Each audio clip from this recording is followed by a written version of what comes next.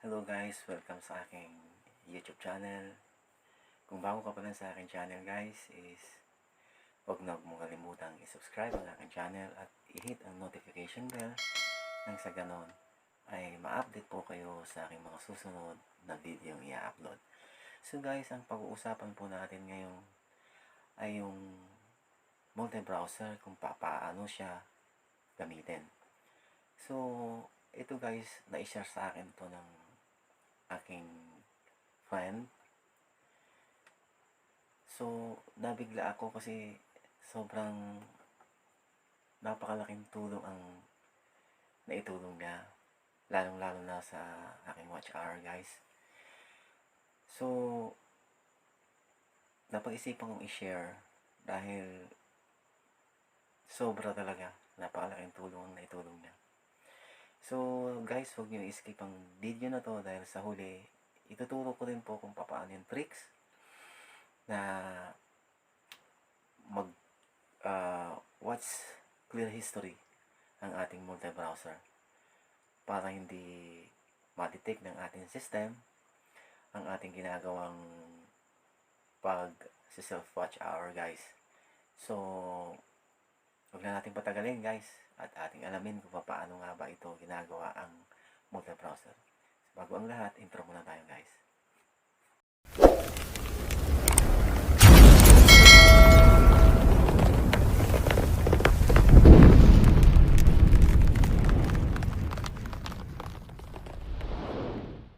Ating tutorial video kung paano gamitin ang ating multi-browser. So sige, punta na tayo guys sa ating multi-browser. Kung saan i-open natin ang ating multi-browser.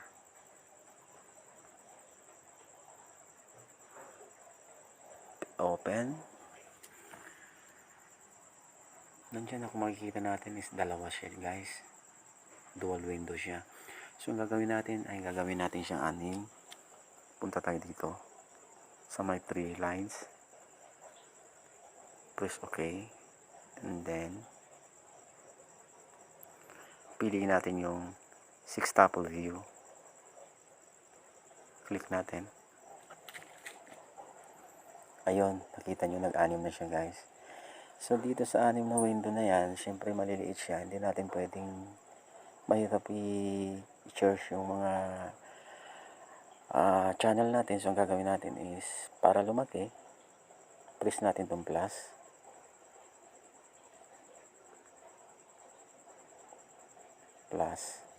Then press natin yung number 1. Ngayon lumaki na siya, pwede na tayo mag-type tayo ng www.youtube.com.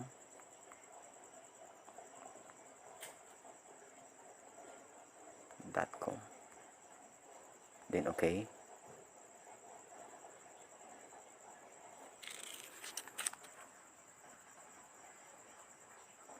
Then select your channel.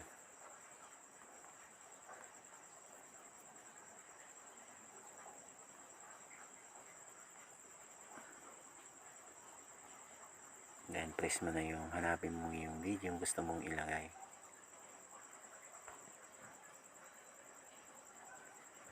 So napili ko is yung kay Queenie Padilla.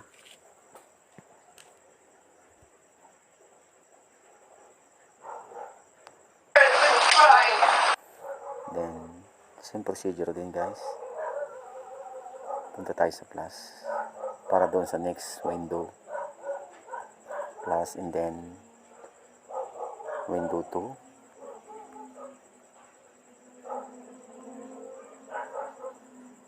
Ganun din guys.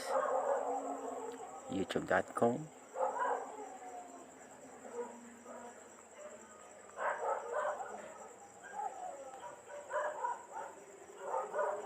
Then okay. Then type your channel.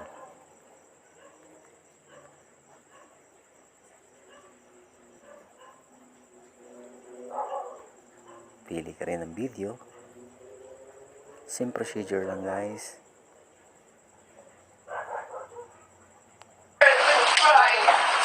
Then punta ulit tayo sa plus.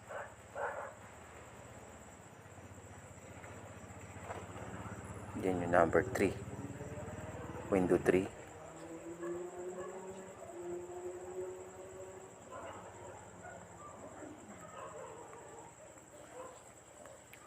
Same procedure lang guys.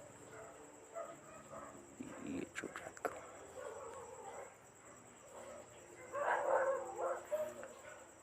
Madali lang ito guys, sundan nyo lang guys your channel.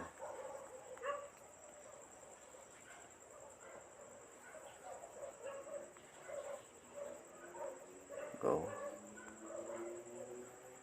and video.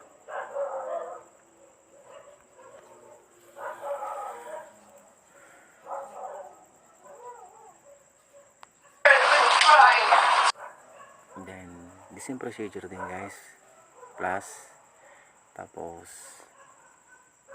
4.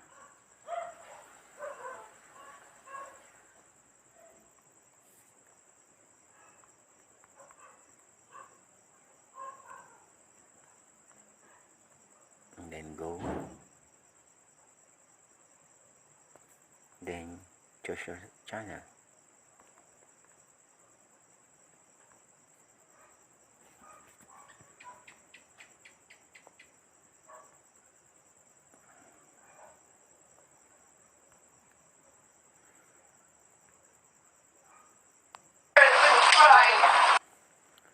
Then plus again, then window 5.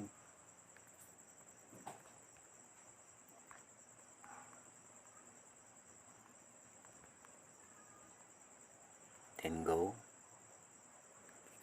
then your channel.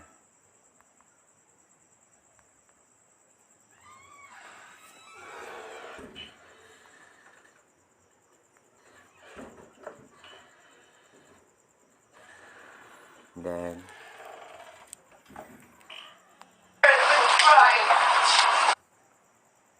next is Windows 6. Same procedure lang guys. Ang ating gagawin, step by step natin to gagawin guys. And then go, choose your channel.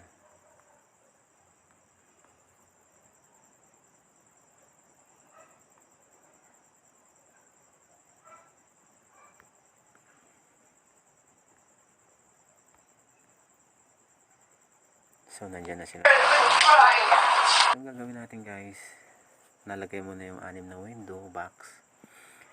So pupunta ka na lang dito guys para iset yung kanyang interval dyan sa 3 layer na yan. Then piliin mo yung auto reload intervals. So dito guys, maglalagay tayo rito ng time delay, nasa 4 minutes and 10 seconds. 4 minutes and 10 seconds guys. So after nyan, press natin yung OK. So pag press na ng OK na yan guys, is next na gagawin natin is i-active natin yung kanyang auto reload intervals. Ayun, auto reload start interval and 4 minutes in 10 seconds. So press natin itong back.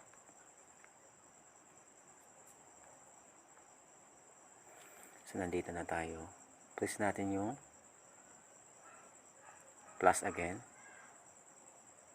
para magpakita na yung 6 plus, and then eto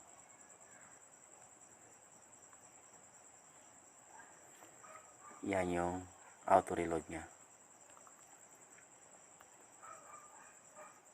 Press natin guys.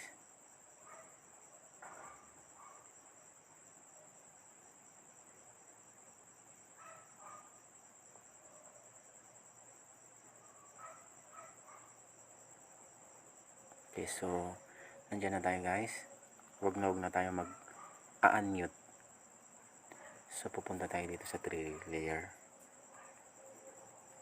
Tapos i-select na natin yung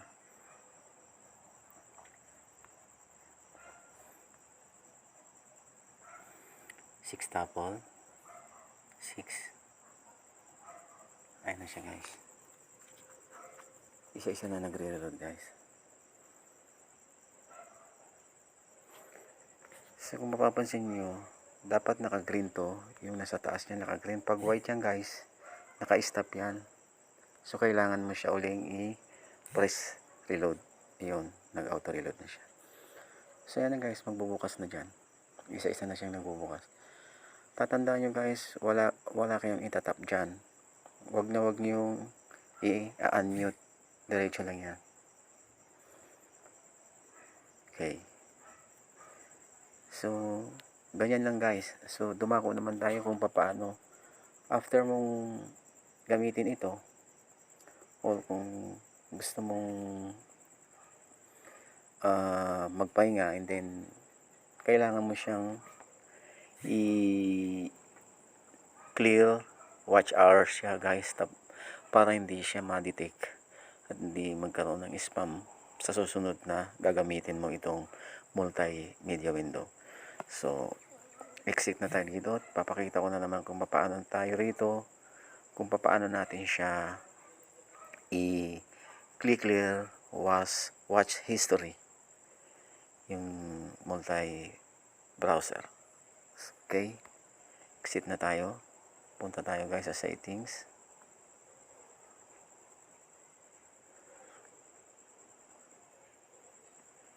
Hanapin natin guys yung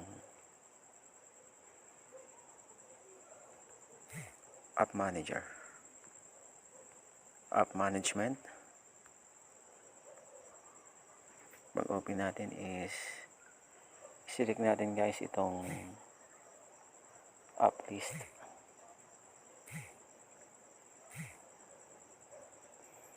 Nagdo-loading pa guys. Yun, hanapin natin dito guys yung multi-browser.